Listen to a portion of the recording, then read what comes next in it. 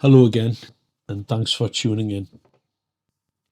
I watched the J.D. Vance speech at the Munich Security Conference yesterday, and I thought it was very interesting. And as political speeches go, I've watched some political speeches throughout my life and been nonplussed by nearly 100% of them, but this speech here I think was a bit of a watershed moment between Europe and America and the values that are held by each of those. Now, you can go and watch the speech for yourself. It's about 20 minutes, and I would certainly advise you did that. In the speech, I think at the start, J.D. Vance did make the remark. He was given a bit of a round of applause at the start. But then he said he hopes that that round of applause would not be the last one. I think he knew and was stating that the obvious, because he knew what was going to be in the speech. I think he knew that the speech wasn't going to go down very well. And indeed, it did not go down very well. To say it went down like a lead balloon is an understatement. He reflected on a lot of things, and I think what it really did was it held up a mirror to Europe and the course that not only Europe but the UK, all the major countries in the European Union were going down.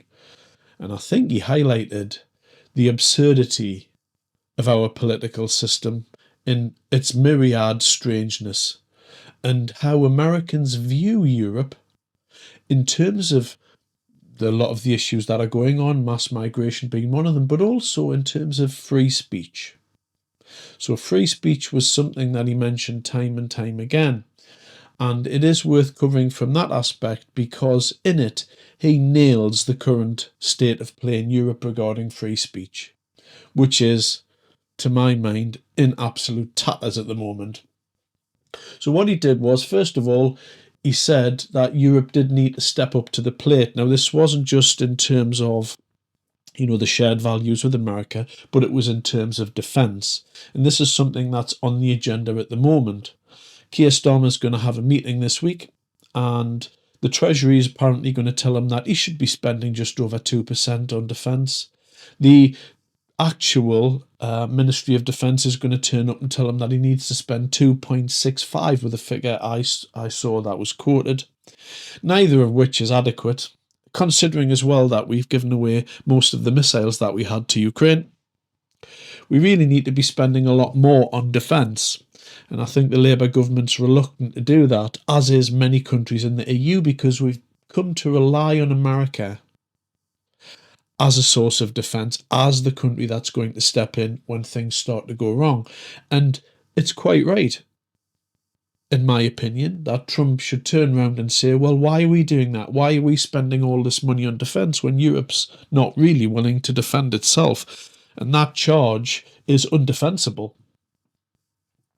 Now, in the speech as well, he reflected on cancelled elections and how this was perplexing to the American people. He mentioned in Romania how there was an EU official was gleefully stating that they decided to suspend the Romanian elections because of a social media campaign.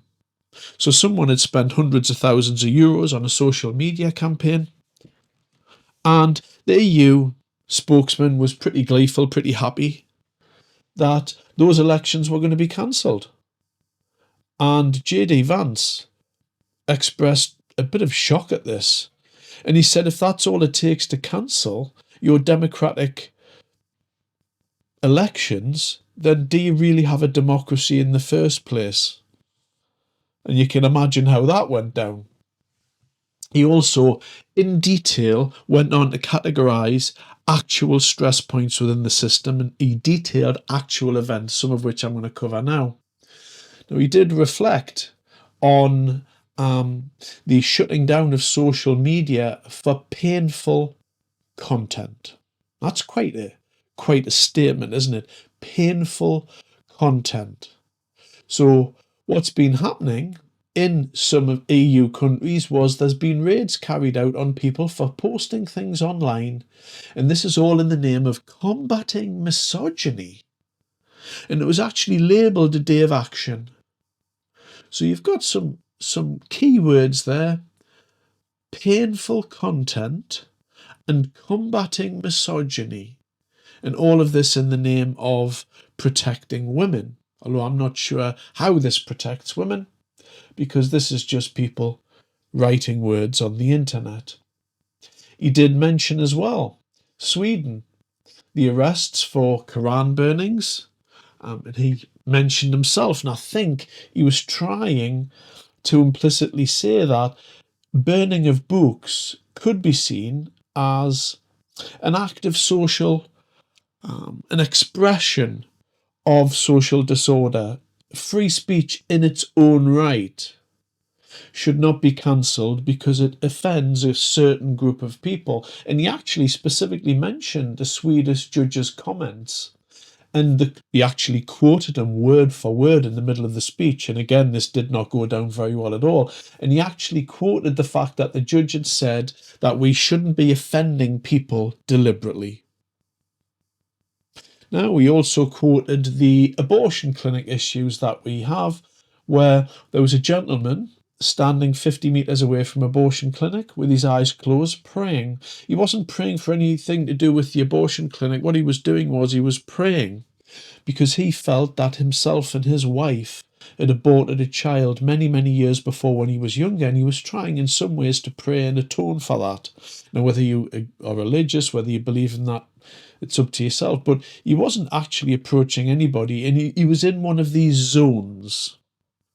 And Mr. Vance quoted the absurdity of arresting somebody for standing in public and not mentioning anything. He also specifically mentioned a very strange case in Scotland.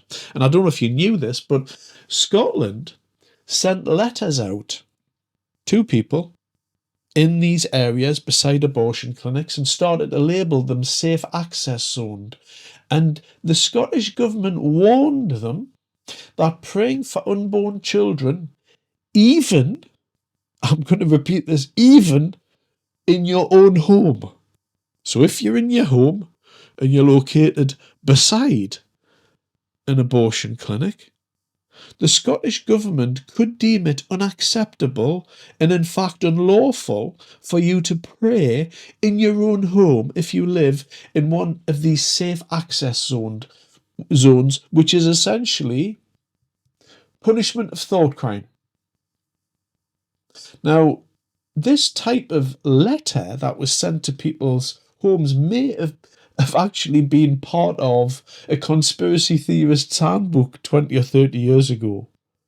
Could we have ever dreamed in 2025 that we would be sending letters to people telling them not to think in their own homes or pray? In this state of affairs, this can't go on in this vein for very much longer. And as echoed in the speech, free speech is directly under threat, without any doubt. The recent events that happened in Southport, some of those people that went on did actually, when they went online, they posted stuff online and they made threats. And under British law, you can't conspire to commit a crime, which is what some of these people did. They did do that. Now, is it right or wrong to do that? That's going to be debated long in the future. But what it did have was quite a chilling effect of free speech online. So after that moment, when you are on X, when you're posting things on whatever site that you're posting, you did get the pause. Oh, is this going to be all right to post that? Is it going to be okay to post this?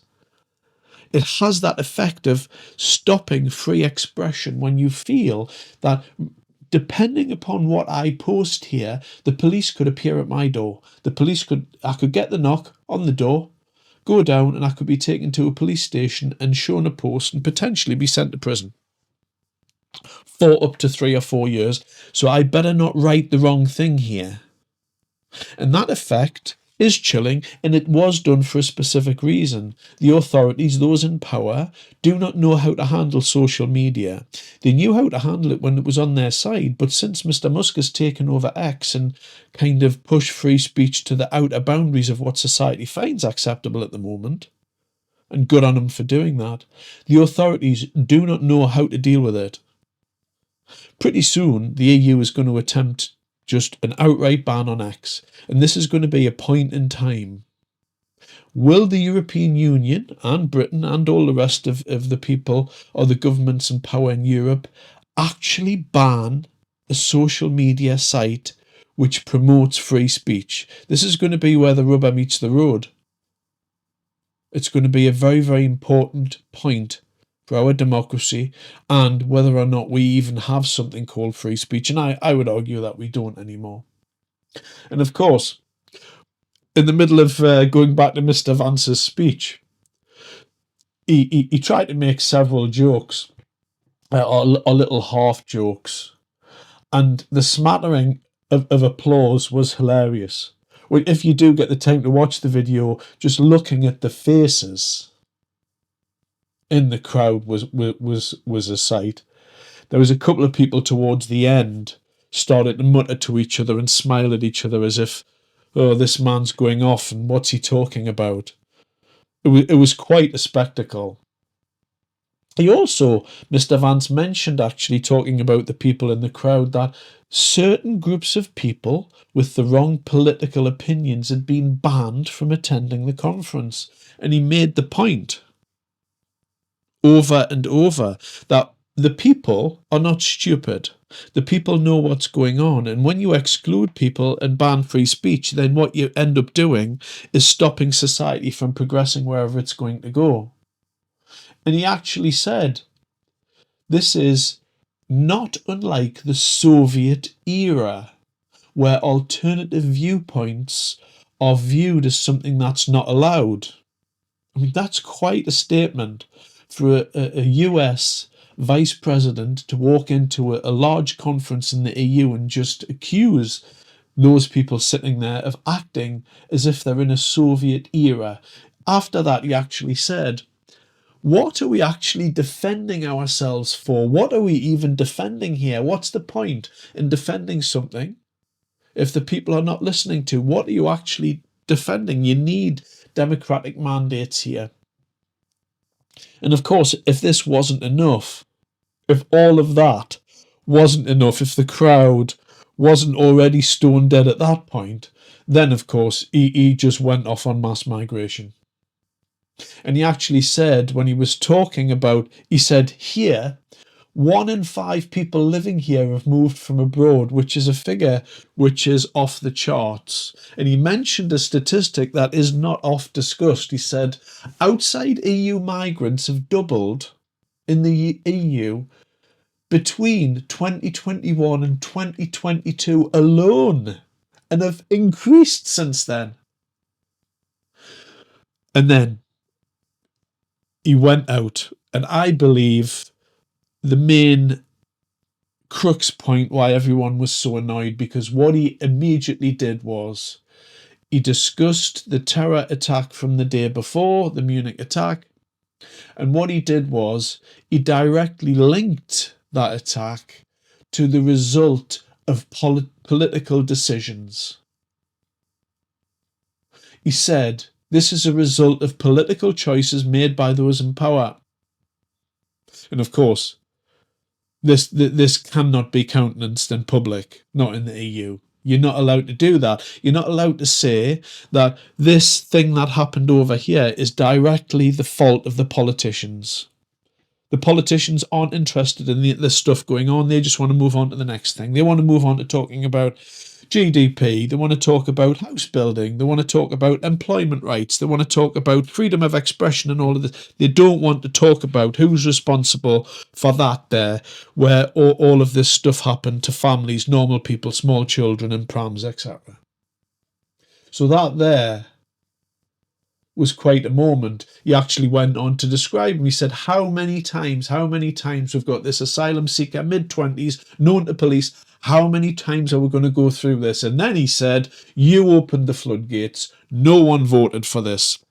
And then he went on to talk about the UK voting for Brexit to get out of this. And he specifically described the fact that everyone knows. People in Europe, people in the UK, don't want this. They don't want mass migration. And in poll after poll after poll, it shows. And as these viewpoints are suppressed, it's like trying to stuff a beach ball into a swimming pool. You can push and push and push, but inevitably there has to become a point where you go further and further down, where it's impossible. It's impossible to keep things under wraps. And most of the people in the European Union and the UK want to stop mass migration, and we're not being listened to. And this was specifically referenced. He then went on to have a bit of a go at Davos. And then, of course, he mentioned that democracy, which I thought was a beautiful line, democracy is not in these lovely hotels and stone buildings that you all sit in. And really what he was talking about there was the gravy train. The gravy train of the European Parliament. All of them going in for expensive dinners in beautiful places. Sitting round these 50-foot stone tables that cost hundreds of thousands of pounds to make, while they have hors d'oeuvres, while there's violin players playing in the background and dancers dancing on the roof. It's absurd, and it's disgusting at the same time that this is where our money's going for these people who don't believe in anything that the public believe in whichever country you go in. Not France, not Germany, not Italy, not places like Spain, Sweden, the UK. No one believes in most of the stuff that's pushed down our throats anymore. And this speech was a direct attack on that. And it was very, very refreshing to see. And then, of course, after that, the German defence minister had to step out and say this speech was a load of rubbish. But, of course, the damage has already been done. A lot of people saw that speech. And for me, it was one of those few times that you see when a politician of wherever they're from stands up and just tells the truth. And I think that speech will go down on record as a line in the sand in some form or another amongst some circles as being a truth. Somebody standing up and speaking truth for once in our lives. Of course, we all know that that's not going to be listened to, and we're going to keep going down the same line anyway. But at least truth popped out for just a few minutes. Thanks very much for your time. I appreciate it.